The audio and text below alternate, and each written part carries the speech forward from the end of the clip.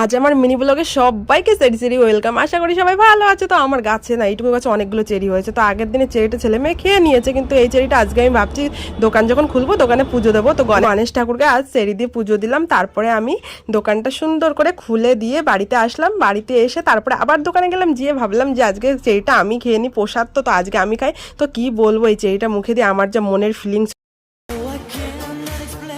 যাই হোক, টেস্টটা কিন্তু একদমই খারাপ না, একটু আনকমন টেস্ট, বাট ভালো। আর গান যেটা একটুখানি তোমাদেরকে শোনালাম, লাস্টের লিরিকটা পুরো শুনো, হেভি সুন্দর গানটা। তারপরে দোকানে বসে গেলাম ছেলেকে পড়াতে। অ্যাকচুয়ালি দোকানে বসে এখন ছেলেকে আমি পড়াই, আর এদিকে এটা নাচানাচি করছিল, বললাম বাড়ি যেয়ে আগে পড়তে বস।